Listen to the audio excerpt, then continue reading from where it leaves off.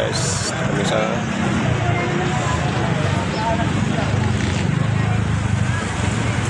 ano pala yun?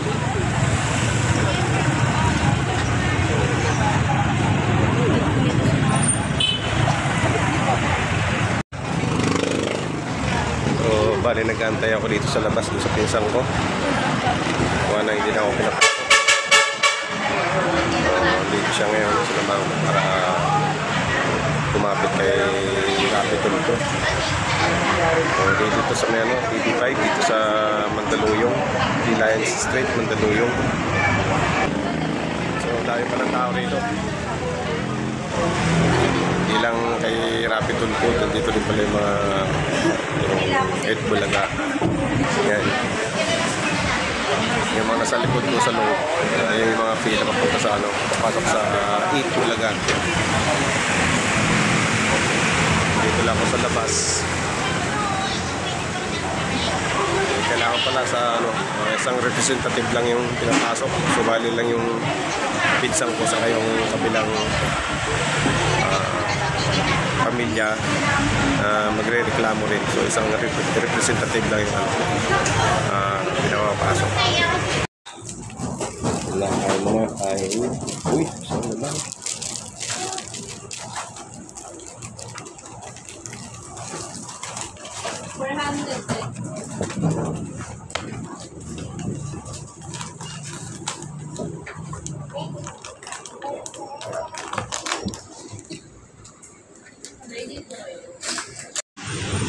Tapos ko lang kumain, so galagalang muna.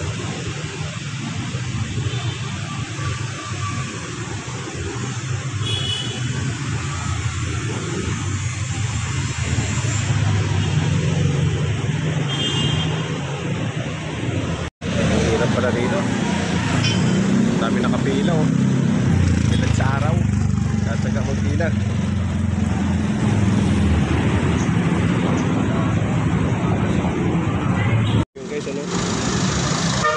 Dito ako ngayon sa labas ng TV5. So inantay ko dito yung sinamahan ko na pinsan ng asawa ko. So nandun sila sa loob, ini-interview na raw sila. So nag-message sa akin yung pinsan ko. So ini-interview na raw sila yung kasama niya. So bali ito kasi yung dahilan kung bakit kami nandito. So yung kapatid kasi nung pinsan nung asawa ko, sa mga biktima nung nangyaring tragedy nung November 17 sa may Ortigas Avenue going to C5 Lanusa Street. So kung napanood nyo sa balita yung sa TV5 Unit 7 saka ABS-CBN yung aksidente na nangyari, may tumawag na 16-wheeler na na truck na may kargang 20 toneladang bigas na mag-deliver sana dito sa Manila galing pang Bataan. So yun, aksidente, tumawag yun, pagka linggo ng umaga o mga alas 6 tumawag yung pinsa namin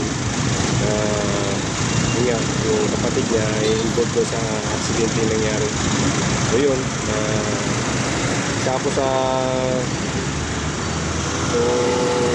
yung kapatid yung pumunta dito sa Pasig galit ako sa Mateo sa bahay namin. So, pumunta agad ako sa may Medical City kasi nandun yung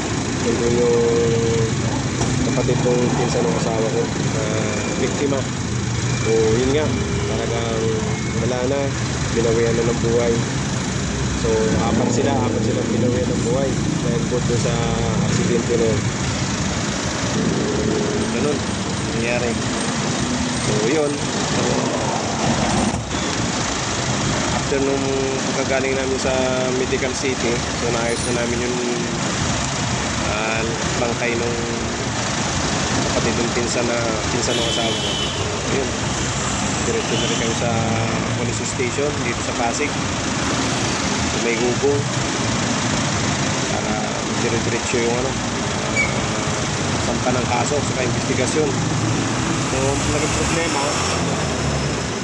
yun, nabot kami ng gabi, dumating naman yung may-ari ng truck, yung tracking ano kasi sila sa tracking services sila. So, dumating naman yung may-ari, yun, nandun kami sa police station, usap-usap. So, yun, hindi nagkaayos sa problema. So, yun, kaya lumapit pa sila dito sa ano, ay doon traffic para mapabilis yung ano, yung kaso. Kasi hindi nakikipagtulungan yung may-ari ng ano, ng tracking services. Saklap yun nangyari. So yun guys, ano, i-share ko din yung video para mapakita nyo rin sa mga hindi nakapanood ng ano na yun, yung balita na yun. So alam ko nag-viral itong ano na to itong video na ito, itong balita na to. So yun guys, pakita natin yung video sa cellphone ko lang dito kinuha. Videoan ko na ito sa cellphone ng pinsan ko. Nasa ilalim niya pa itong motorsiklo. Mabilis lang ulit kasama ko Pasig City DRMO, si Sir Bel Mortuares. Sir, pakikwento mabilis lang. Ano ba nangyari dito, sir? Kamusta yung rescue operations nyo? Actually, itinawag namin to roughly mga 4:50. Nakarating kami dito 4:30. Pagdating namin, nakatawag na tong 16-wheeler truck based doon sa report ng Barangay Ugong. Pagdating namin, ang report kagad sa amin ng Barangay Ugong ay may nakaipit daw na bata. Bata ang ulat. Pasin na lang kaya? Para buo. Sa amin, nakaipit nga sila. Truck.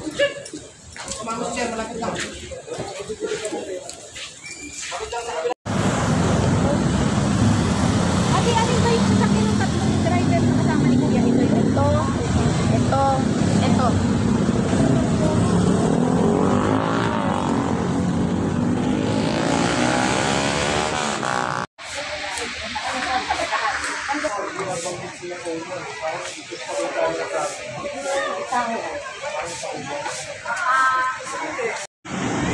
Tapos na yung interview sa kanya ni Idol Rafi. Ito ako sa gate.